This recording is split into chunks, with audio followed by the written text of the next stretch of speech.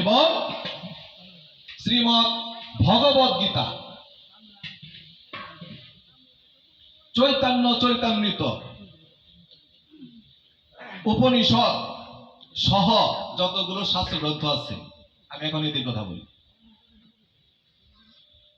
আমরা কি ভগবান শ্রীকৃষ্ণ আমাদেরকে যেভাবে আরাধনা করার কথা বলেছেন, যেভাবে সাধন ভজন করার কথা বলেছেন, যেভাবে তাকে ডাকার জন্য কথা বলেছেন, আমরা কি ভগবান শ্রীকৃষ্ণের কথা শুনবো, নাকি অন্য কেউ আমাদের কোনো মত পথ বুদ্ধি শিখিয়ে দিল যে তোমরা এইভাবে এইভাবে শিখো, এইভাবে এইভাবে ডাকো? আমরা কার কথাটা শুনবো? সাধুগুরু বৈষ্ণব, আপনারা বলেন।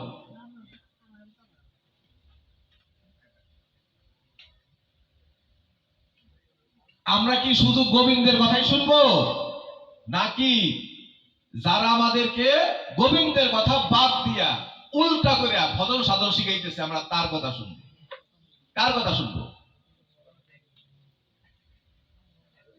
কৃষ্ণের কথাই শুনবো। গৌর হরি বল। জয় শ্রীকৃষ্ণ, জয় শ্রীরাম। আমাদের অবস্থাটা এমন হয়েছে, কি হয়েছে জানেন?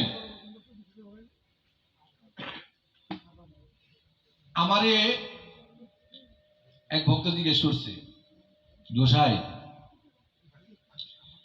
নানান গোসাই নানান পাঠক নানান ধরনের ব্যাখ্যা করে, আচ্ছা তাহলে আমরা কোন গোসাইয়ের পাঠটা মেনে নিব, কার শাস্ত্র কথাটা মেনে নিব, আমরা কোনটা বিশ্বাস করব? আমি বললাম হ্যাঁ, কথার ভিতর তো যুক্তি আছে। কেননা নানান জনে যদি শাস্ত্র সম্বন্ধে নানা রকম ব্যাখ্যা করে, নানা রকম করে মানুষকে বোঝায়, ভক্তদেরকে বোঝায়, ভক্তরা কোন পদ্ধতি অনুসরণ করে গোবিন্দকে ভজবে, গুরুকে ভজবে? আমি এখানে বলে যাব না না না না এটা না, এটা না, না এইটা। আবার এক পাঠক আসবে, সে বলবো কে বলছে এরকম কথা? আরে ও তো কিছু বুঝেই না, আমি যা বলি সেই কথা শুনে এইটা এইটা এইটা। এখন বিষয়টা হচ্ছে কি, আমরা যারা একটু শাস্ত্র গ্রন্থ পড়তে পারি তারা শাস্ত্র গ্রন্থ পড়ব না, আর যারা শাস্ত্র গ্রন্থ পড়তে পারি না তাদের জন্য বিষয়টা হলো এরকম, গোবিন্দ তাদের জন্য একটা সহজ পদ্ধতি করে রেখেছেন। শ্রীমৎ ভগবদ গীতা এবং ভাগবত দুটি গ্রন্থে এই কথা বলা হয়েছে, তোমার পূর্বসূরীরা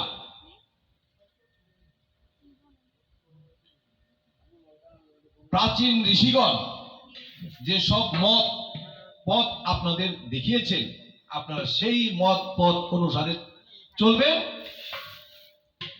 হাজার জন হাজার রকম বুদ্ধি দিলেও সেই বুদ্ধিতে আপনারা কখনোই বিভ্রান্ত হবেন না। এই কথাটি ভগবান শ্রীকৃষ্ণ শ্রীমৎ ভগবদ গীতায় বলেছেন যে যারা আমাদের অগ্রজ, যারা আমাদের মান্যবর, তারা যে মত পথ আমাদের দেখিয়েছে আমরা সেই মত পথ অনুসারে চলবো, এবং সেই কর্ম করলেই আমরা ভগবান শ্রীকৃষ্ণের